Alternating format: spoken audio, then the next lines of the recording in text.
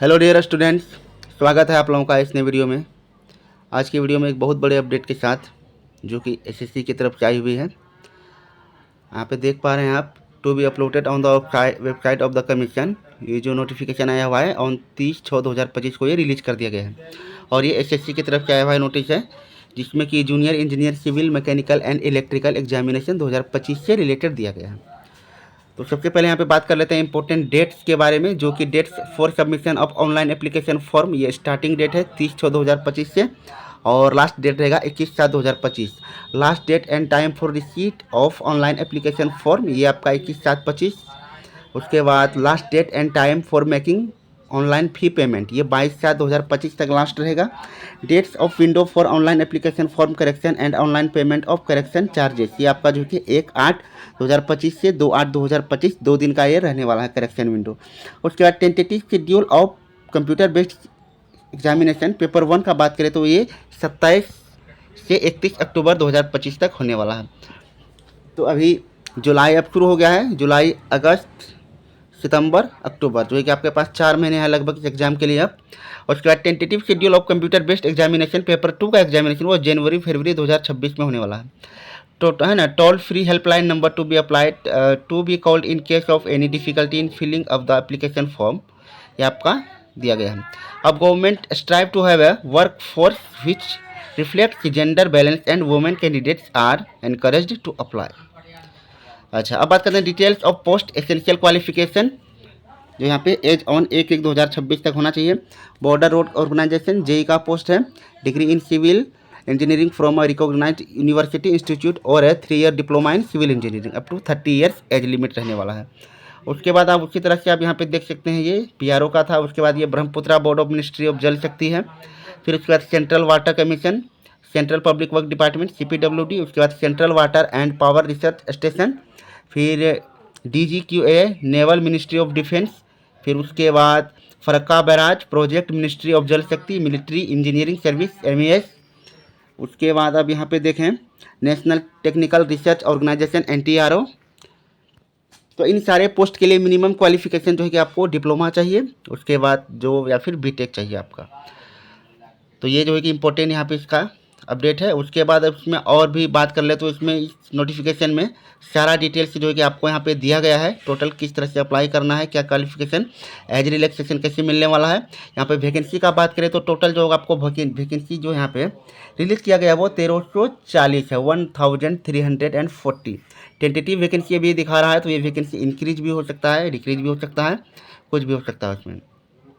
उसके बाद आप बात करें reservation and suitability of post for person with benchmark disability, तो ये क्राइटेरिया इसमें सारा दिया गया है।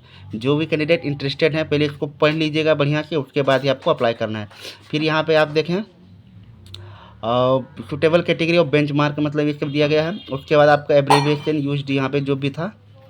उसके बाद फॉर्म भरने के लिए जो योग्यता होनी चाहिए वो यहाँ पे सारा चीज़ में दिया गया है। एज लिमिट रिलैक्सेशन आपको जो भी कैंडिडेट हाई ओवरेज के हो चुके हैं उसके लिए जो कि यहाँ पे दिया गया है। उसके बाद यहाँ पे आप देखें एज रिलैक्सेशन किस कैटेगरी को कितना मिलने वाला है ना, सारा बात इसमें आपको जो है कि दिया गया है। उसके बाद आपका ऑनलाइन फॉर्म कैसे फिलअप करना है उसका जो है कि आपको इसमें सारा डिटेल्स जो है कि एक तरफ से दिया गया है। फिर यहाँ एक्स सर्विस मैन के लिए जो है कि यहाँ पे फिर डिटेल्स दिया गया है।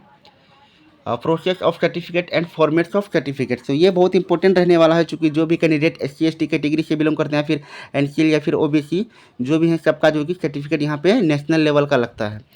SSC सेंट्रल लेवल का ही सर्टिफिकेट जो कि कंसीडर करता है इसमें, नहीं तो एग्ज़ाम क्वालिफाई करने के बाद भी जो कि कैंडिडेट को जो कि वहाँ पर छाँट दिया जाता है।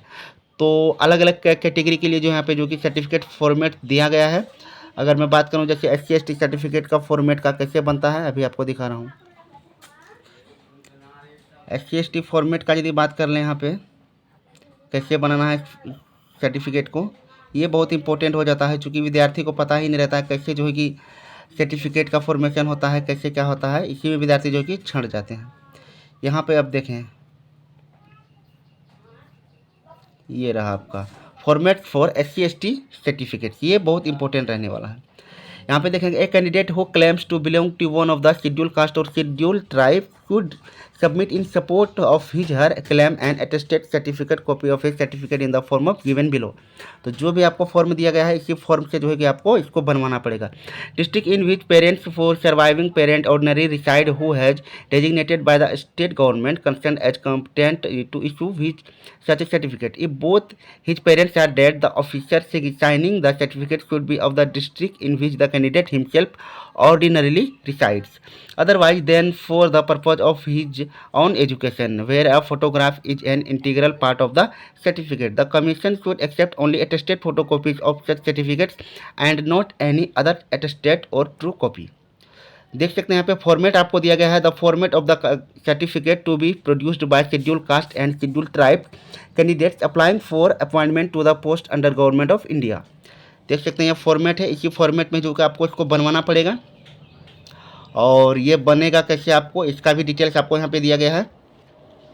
इस फॉर्म में एक और कॉपी लगा हुआ है, यहाँ पे देखें applicable in case of schedule caste schedule tribe person who have migrated from one state union territory administration. मतलब एक व्यक्ति जो एक जगह से दूसरी जगह चला गया है रहने के लिए, तो उसको सर्टिफिकेट के साथ में ये वाला फॉर्म भी जो है कि बनवाना पड़ेगा उसको।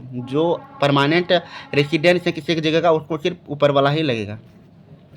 उसके बाद यहाँ आप देखें list of authorities empower to issue caste tribe certificate. कौन कौन जो है कि सर्टिफिकेट को इशू कर सकता है, यहाँ पे देखें तो district magistrate, additional district magistrate, collector, deputy commissioner, additional deputy commissioner, DY collector, first class stipendiary magistrate, sub divisional magistrate, extra assistant commissioner, taluka magistrate and executive magistrate. उसके बाद chief presidency magistrate, additional chief presidency magistrate, presidency magistrate, ये हो गया। Revenue officer not below the rank of tehsildar. उसके बाद sub divisional officer of area where the candidate and और his family normally resides. Note: ST candidates belong to Tamil Nadu state should submit caste certificate only from the revenue divisional officer। तो ये Tamil Nadu students के लिए है जो कि revenue office से बनता है, वहीं का जो किसका एप्लीकेबल होगा। तो ये इंपॉर्टेंट फैक्ट था। उसके बाद एक और बात जो यहाँ पे है, अब फ़ोटो से रिलेटेड फॉर्म अप्लाई करने के दौरान आपको जो कि फ़ोटो किस तरह का जो कि उसमें अपलोड करना है। फ़ोटो की वजह से बहुत सारे फॉर्म जो कि रिजेक्ट हो जाते हैं, तो आपको फॉर्म अप्लाई करने का सारा क्राइटेरिया तो इसमें दिया गया है। उसके बाद आपको जो फ़ोटो जो इसमें जो कि डालना है, आपका फ़ोटो किस तरह से होना चाहिए, यहाँ पे देखें स्पेसिमेन ऑफ फोटोग्राफ। ये जो है कि आपका यहाँ पे जो दिया गया है, ये वाला फोटोग्राफी ओनली एक्सेप्टेबल है। अदरवाइज आपके जितने ही फोटोग्राफ यहाँ पे ऐसे देख रहे हैं, ये सब जो है कि ब्लर आपका जो है कि ये सब नहीं चलने वाला है। इसकी वजह से आपका फॉर्म रिजेक्ट हो सकता है। तो बस इतना सही अपडेट इसमें कहना चाहूँगा। बातें तो इसमें बहुत करने के लिए हैं। आपको वीडियो अच्छा लगा तो प्लीज़ लाइक कीजिएगा, और इसमें किसी भी तरह का त्रुटि यदि आपको लगे तो कमेंट कीजिएगा। आपका जो है कि आपको जो है कि आपका सोल्यूशन मिल जाएगा। Thank you.